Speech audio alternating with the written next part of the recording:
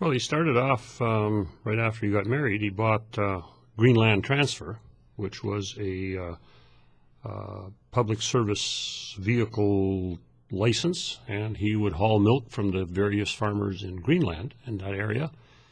And while he was hauling milk, he was always an avid hunter, so he would always shoot a few extra rabbits on the way into Winnipeg and would skin them, and then he would sell them to the Eaton's store for 25 cents a piece. And very often he would shoot enough rabbits on a winter day that would pay for the gas for that day's run of his route.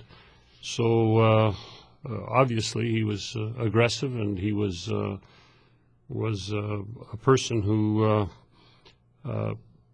wanted things to go better than it had for his parents and his grandparents, and managed to do that. And of course, that's how he got started. And then from there, he moved on and started the service station over here on the corner of 12 and Main Street here in Steinbach.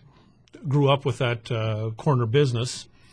And again, Bob was older, and he spent many of his formative years there. And myself, when I was 10 years old, I started pumping gas there.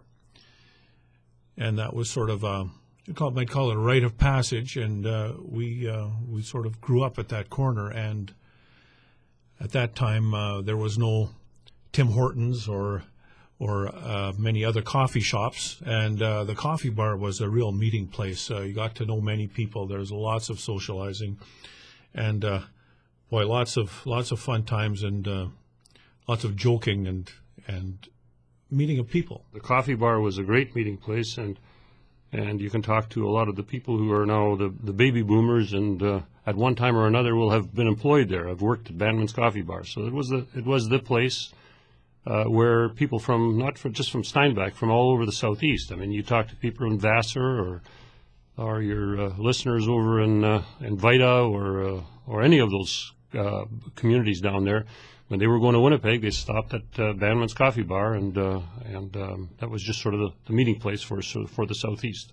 When A.D. Penner had the dream and vision, and you know, he was a real force that moved Steinbach ahead, both from the business standpoint and in many other the public facilities that we have right now. But he got 10 people together, and they all contributed to buying the original land for the golf course and for the flying airstrip that we have there right now. So that's how it all got started. And these people all put up the money to buy the land, and then put up some additional cash to start the golf course. So Dad was part of that group that got that going. Did he golf a lot? He loved to golf, and probably did a fair share, but I mean, most of his time was spent hunting. I mean, his spare time, aside from working, was spent hunting. In later years, he did golf a lot with his brother Abe from Winnipeg, and his nephew Ted Fraze, and I think he was the senior league champ for a year or two, so he enjoyed it very much. Right? There was a real, in order for a community to grow, infrastructure is just extremely important, and Dad recognized that, and he in 1955, 56, there was a referendum. The town of Steinbach at that time was going through some major changes, and they had a referendum. And he worked very hard on moving that along and trying to bring out as many votes as he could, and really talk it up. The story has it that he had picked up. They were driving people to the polls that day, and he was never shy to ask people what they were about and where they were going and what was happening. So he, of course, realized there's no sense in driving somebody to the polls that isn't going to vote for your cause. So he did have somebody in the car, and he found out that they were not going to vote the way he thought they should be voting, so he just took them back home. He was also quite involved in politics. I know back in the day, and now this, Bob, would have been, what, 1958 when Diefenbaker came to Steinbach, thereabouts. Yep.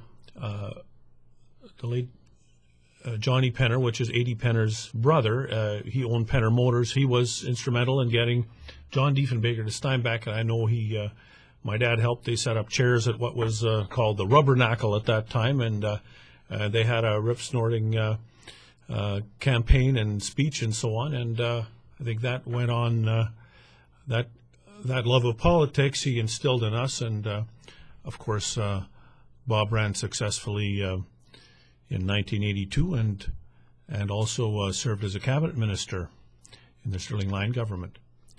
And my dad liked politics a lot.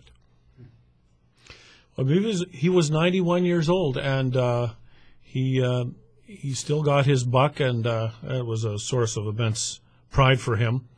And he really never missed a season, and it was, for us, sort of a rite of passage to come along hunting with him.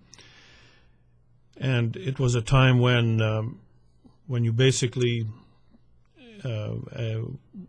from your youth, you were part of the hunting gang. You became a man, and that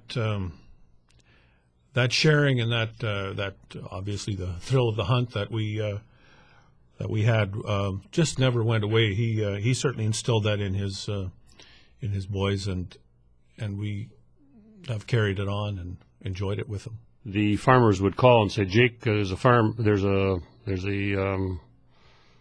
coyote or a fox on the field," and so he would drop everything at the garage, and away we'd go.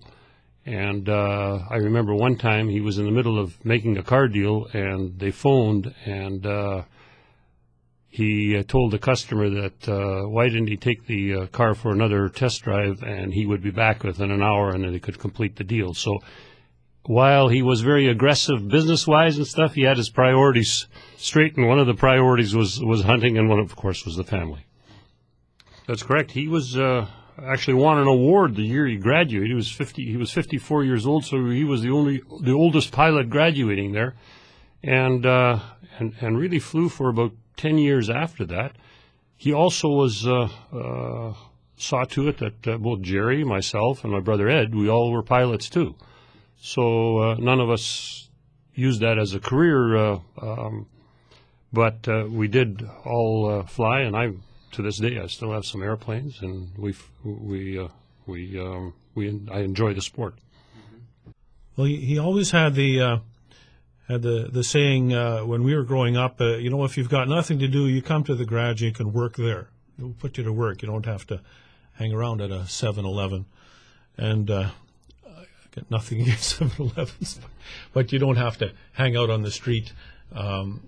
Yeah, you knew where you were, and you were also learning things. It was a tremendously interesting place, that garage. There's a business acumen, how things are sold, and how to collect bills, and how to deal with people positively.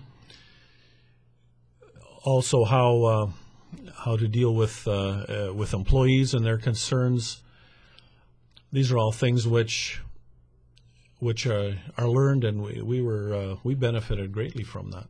One of the big pieces of wisdom he always imparted on us was, remember, Bob, if it was easy, everybody would do it. And he said that many times. And I think if in life you look at it, it's true. Nothing just comes.